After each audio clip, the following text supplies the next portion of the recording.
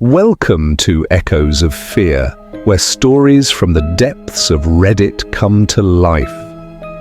Whether you're here to feel chills run down your spine, get lost in someone's gripping narrative, or uncover mysteries that linger long after the story ends, you're in the right place. Today's tale comes from the fascinating subreddit No Sleep, a treasure trove of unforgettable stories. The story we're reading today is titled A Shattered Life and was written by the incredibly talented Matt Dymersky. A huge thank you to them for sharing their work and giving us permission to feature it here. Remember, these stories are only possible because of amazing writers like them, so don't forget to show your appreciation by checking out the original post. So find a comfortable spot, grab a cup of your favorite drink, and let yourself be immersed in this incredible story. Don't forget to hit like, subscribe, and turn on notifications for more stories like this. Your support helps us bring you the best tales from across the internet. And now, without further ado, let's begin. I don't know when you're going to read this, but I can tell you when it started. I was out for a walk alone in the woods when the entity came for me. It was beyond a blur. It was, for lack of a better term, an absence of meaning. Where it hid, there were no trees. Where it crept closer, there was no grass. Through the arc, it leapt at me. There was no breeze of motion. There was no air at all. As it struck, I felt the distinct sensation of claws puncturing me somewhere unseen, somewhere I'd never felt before. My hands and arms and legs and torso seemed fine, and I wasn't bleeding, but I knew I'd been injured, somehow.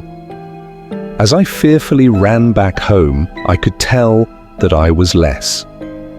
I was vaguely tired, and it was hard to focus at times. The solution at that early stage was easy. A big cup of coffee helped me feel normal again. For a while, that subtle drain on my spirit became lost in the ebb and flow of caffeine in my system. You could say my life began that week, actually, because that was when I met Ma. She and I got along great, though, to be honest. I'm pretty sure I fell in love with her over the phone before we even met. It was almost as if the strong emotions of that first week made the entity fight back. It was still with me, latched on to some invisible part of my being. The first few incidents were minor, and I hardly worried about them. The color of a neighbor's car changed from dark blue to black one morning, and I stared at it before shaking my head and shrugging off the difference. 2 days later, at work, a co-worker's name changed from Fred to Dan. I carefully asked around, but everyone said his name had always been Dan. I figured I'd just been mistaken. Then, as ridiculous as this sounds, I was peeing in my bathroom at home when I suddenly found myself on a random street. I was still in my pajamas, pants down, and urinating, but now in full view of a dozen people at a bus stop. Horrified, I pulled up my clothes and ran before someone called the cops. I did manage to get home, but the experience forced me to admit that I was still in danger. The entity was doing something to me, and I didn't understand how to fight back. Ma showed up that evening, but she had her own key. Hey, I asked her with confusion. How'd you get a key? She just laughed. You're cute. Are you sure you're okay with this? She opened a door and entered a room full of boxes. I know living together is a big step, especially when we've only been dating 3 months. Living together? I'd literally just met her the week before. The thing was, my mother had always called me a smart cookie for a reason. I knew when to shut my yap.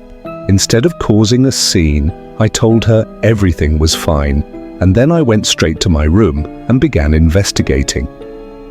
My things were just as I had left them, with no sign of a 3-month gap in habitation, but I did find something out of the ordinary: the date.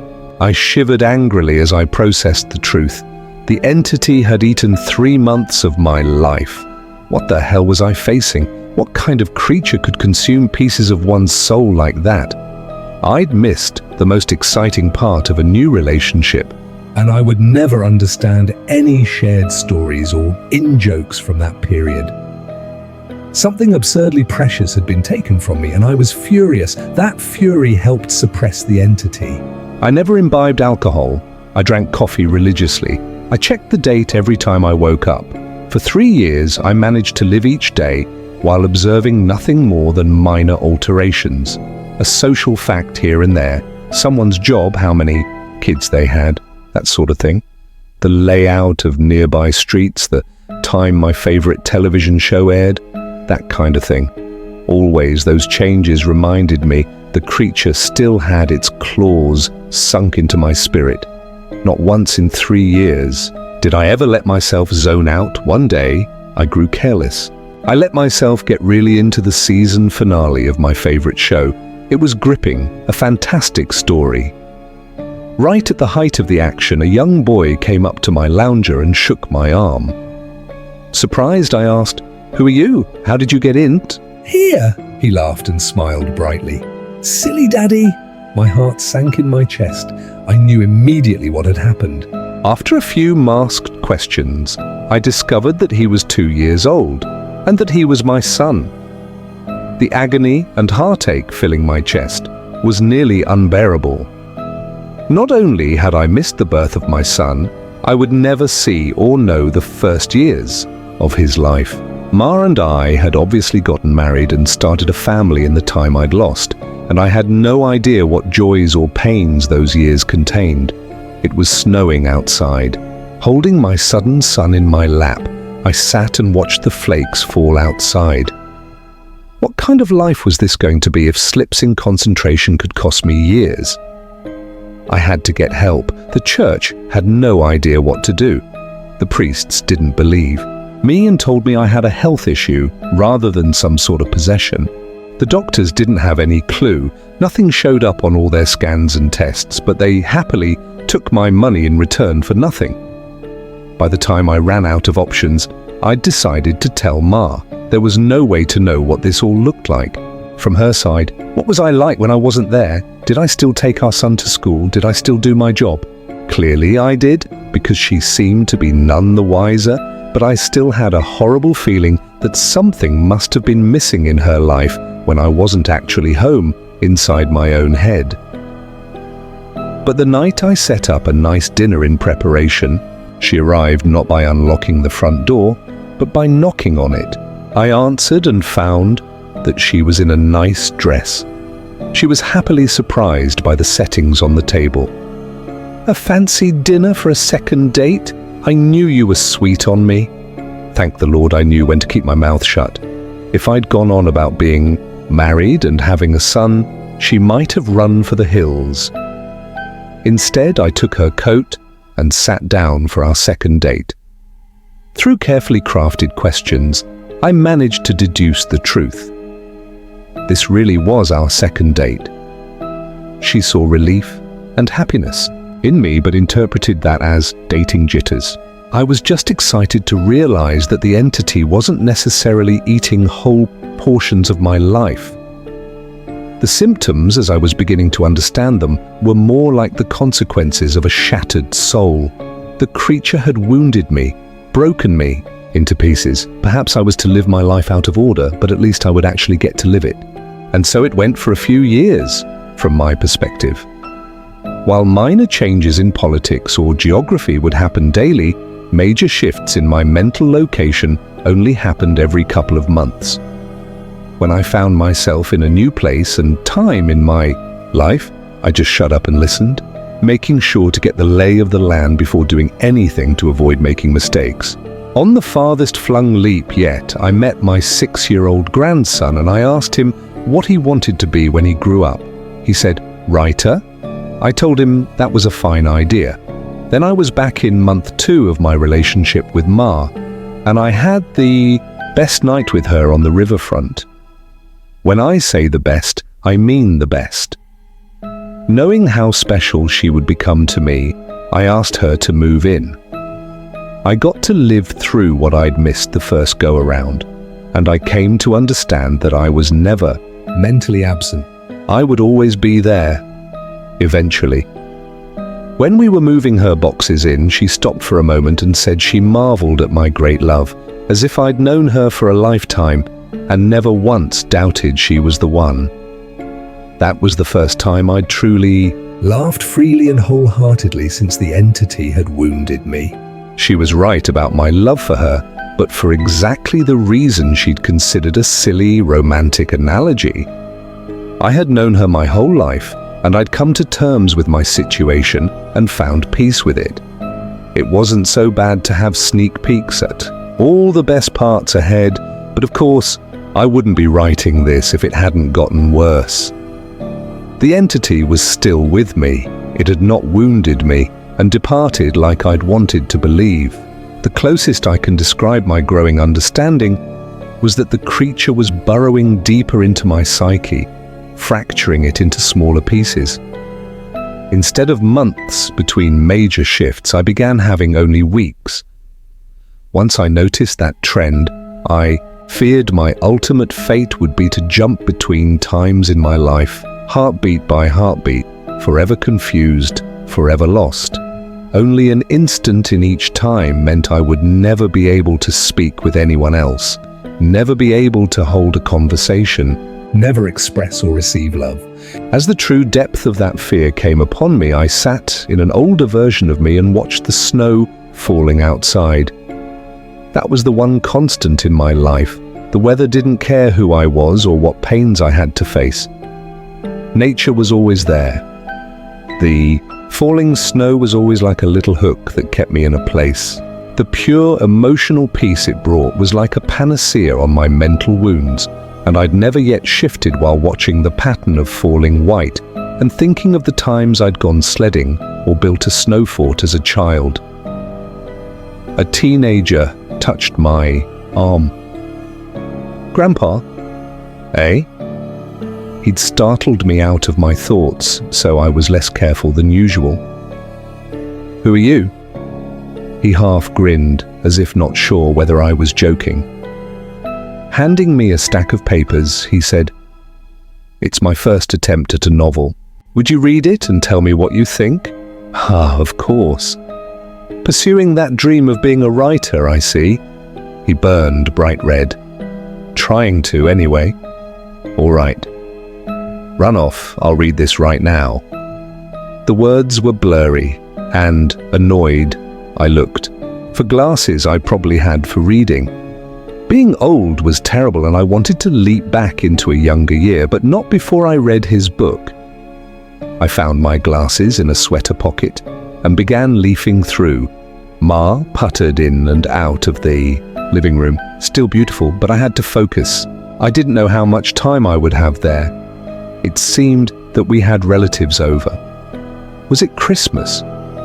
A pair of adults and a couple kids I didn't recognize tromped through the hallway, and I saw my son, now adult, walk by with his wife on the way out the door. As a group, the extended family began sledding outside.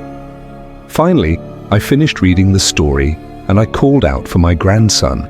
He rushed down the stairs and into the living room. "How was it?" "Well, it's terrible," I told him truthfully. "But it's terrible for all the right reasons. You're still a young man, so your characters behave like young people, but the structure of the story itself is very solid." I paused. "I didn't expect it to turn out to be a horror story." He nodded. "It's a reflection of the times. Expectations for the future are dismal, not hopeful like they used to be. You're far too young to be aware like that," I told him. An idea occurred to me. "If you're into horror, do you know anything about strange creatures?" "Sure, I read everything I can. I love it." Warily, I scanned the entrances to the living room. Everyone was busy outside. For the first time, I opened up to someone in my life about what I was experiencing. In hushed tones, I told him about my fragmented consciousness. For a teenager, he took it well. "You're serious?" "Yes." He donned the determined look of a grown man accepting a quest. "I'll look into it, see what I can find out. You should start writing down everything you experience, build some data. Maybe we can map your psychic wound." Wow. Sounds like a plan. I was surprised. That made sense, and I hadn't expected him to have a serious response. "But how will I get all the notes in one place?" "Let's come up with somewhere for you to leave them," he said, frowning with thought. "Then I'll get them, and we can trace the path you're taking through your own life. See if there's a pattern." For the first time since the situation had gotten worse, I felt hope again. "How about under the stairs? Nobody ever goes under there." "Sure." He turned and left the living room. I peered after him. I heard him banging around near the stairs. Finally, he returned with a box, laid it on the carpet, and opened it to reveal a bursting stack of papers. He exclaimed, "Holy crap!" But of course, being a teenager, he didn't really say crap. Taken aback, I blinked rapidly, forgiving his cussing because of the shock. "Did I write those?" He looked up at me with wonder. "Yeah, or you will. You still have to write them and put them under the stairs after this." He gazed back down at the papers, then covered the box.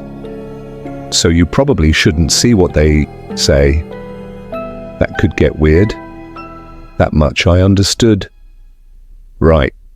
He gulped. "There are like 50 boxes under there, all filled up like this. Deciphering these will take a very long time." His tone dropped to deadly seriousness. "But I will save you, Grandpa, because I don't think anyone else can." Tears flowed down my cheeks then, and I couldn't help but sob once or twice. I hadn't realized how lonely I'd become in my shifting prison of awareness until I finally had someone who understood. Thank you. Thank you so much." And then I was young again, and at work on a random Tuesday. Once the sadness and relief faded, anger and determination replaced them. After I finished my work, I grabbed some paper and began writing. While the weeks shifted around me, while those weeks became days and then hours, I wrote every single spare moment about when and where I thought I was. I put them under the stairs out of order. My first box was actually the 30th, and my last box was the first. Once I had over 50 boxes written from my perspective, and once my shifting became a matter of minutes, I knew it was up to my grandson to take it from there. I put my head down and stopped looking. I couldn't stand the river of changing awareness any longer. Names and places and dates and jobs and colors and people were all wrong and different. I'd never been older. I sat watching the snow fall. A man of at least 30 that I vaguely recognized entered the room. "Come on, I think I finally figured it out." I was so frail that moving was painful. "Are you him? Are you my grandson?" "Yes." He took me to a room filled with strange equipment and sat me in a rubber chair facing a large mirror twice the height of a man. The pattern finally revealed itself. "How long have you worked on this?" I asked him, aghast. "Tell me you didn't miss your life like I'm missing mine." His expression was both stone cold and furiously resolute. "It'll be worth it." He brought 2 thin metal rods close to my arm and then nodded at the mirror. "Look, this shock is carefully calibrated." The electric zap from his device was startling but not painful. In the mirror, I saw a rapid arcing light silhouette appear above my head and shoulder. The electricity moved through the creature like a wave, briefly revealing the terrible nature of what was happening to me. A bulging leech-like mouth was wrapped around the back of my head, coming down to my eyebrows and touching each ear, and its slug-like body ran over my shoulder and into my very soul. It was a parasite, and it was feeding on my mind. My now adult grandson held my hand as I took in the horror. After a moment, he asked, "Removing it is going to hurt very badly. Are you up for this?" Fearful? I asked. Is Ma here? His face softened. No, not for a few years now. I could tell from his reaction what had happened, but I didn't want it to be true. How? We have this conversation a lot, he responded. Are you sure you want to know? It never makes you feel better. Tears brimmed in my eyes. Then I don't care if it hurts or if I die. I don't want to stay in a time where she's not alive. He made a sympathetic noise of understanding, and then returned to his machines to hook several wires, diodes, and other bits of technology to my limbs and forehead. While he did so, he talked. I've worked for 2 decades to figure this out, and I've had a ton of help from other researchers of the occult. This parasite doesn't technically exist in our plane. It's one of the lesser spawns of Wusu, and it feeds on the plexus of mind, soul, and quantum consciousness reality. When details like names and colors of objects changed, you weren't going crazy. The web of your existence was merely losing strands as the creature ate its way through you. I didn't fully understand. I looked up in confusion as he placed a circle of electronics like a crown on my head in exact line with where the parasite's mouth had ringed me. What's Usu? He paused his work and grew pale. I forgot that you wouldn't know. You're lucky, believe me. After a deep breath, he began moving again and placed his fingers near a few switches. Ready? This is carefully tuned to make your nervous system extremely unappetizing to the parasite, but it's basically electroshock therapy. I could still see Ma's smile, even though she was dead. I'd just been with her moments ago. Do it. The click of a switch echoed in my ears, and I almost laughed at how mild the electricity was. It didn't feel like anything, at least at first. Then I saw the mirror shaking, and my body within that image convulsing. Oh no, it did hurt. Nothing had ever been more painful. It was just so excruciating that my mind hadn't been able to immediately process it. As my vision shook and the fire burned in every nerve in my body, I could see the reflected, trembling light silhouette of the parasite on my head as it writhed in agony equal to mine. It had claws, 6 clawed lizard-like limbs under its leech-like body, and it cut into me in an attempt to stay latched on. The electricity made my memories flare. Ma's smile was foremost, lit brightly in front of a warm fire as the snow fell, past the window behind her. The edges of that memory began lighting up, and I realized that my life was one continuous stretch of experience. It was only the awareness of it that had been fragmented by that feasting evil on my back. I'd never managed to be there for the birth of my son. I'd jumped around it a dozen times, but never actually lived it. For the first time, I got to hold Ma's hand and be there for her. No, that moment had shifted seamlessly into holding her hand as she lay in a hospital bed for a very different reason. Not this. God, why? It was so merciless to make me remember this.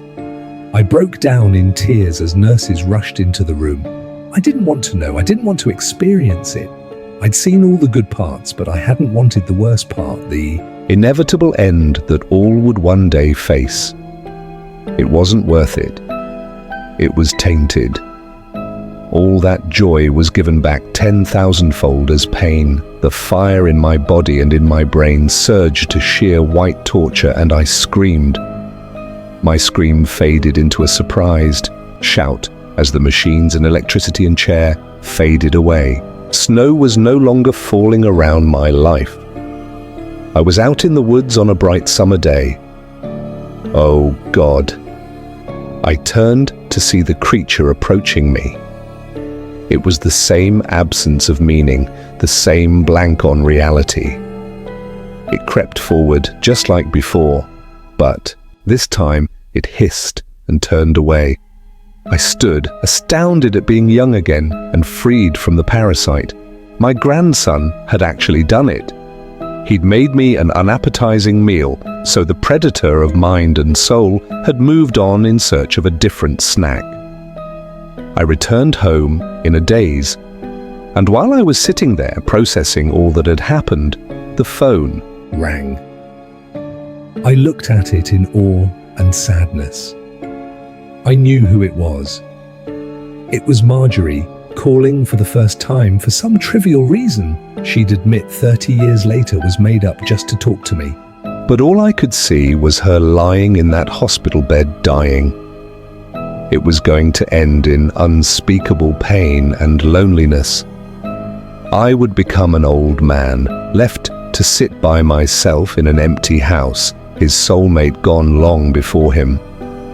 At the end of it all, the only thing I would have left, sitting and watching the falling snow. But now, thanks to my grandson, I would also have my memories. It would be a wild ride, no matter how it ended. On a sudden impulse, I picked up the phone. With a smile, I asked, "Hey, who's this?" Even though I already knew. And that wraps up today's story, A Shattered Life, by Matt Dymersky. A huge thank you to them for sharing their creativity with the Reddit community and allowing us to experience this incredible tale. If you enjoyed this story, please take a moment to show your support by giving it a thumbs up, leaving a comment, and subscribing to Echoes of Fear. Your engagement not only helps the channel grow, but also encourages us to bring you more of the stories you love. What did you think of today's story? Did it leave you with goosebumps or spark a thought you can't shake? Let us know in the comments below. We'd love to hear your take and continue the conversation. Remember to stay tuned for more spine-tingling, heartwarming, and thought-provoking stories from the depths of Reddit. Until next time, stay curious, stay safe, and keep exploring the world of stories. This is Echoes of Fear, signing off.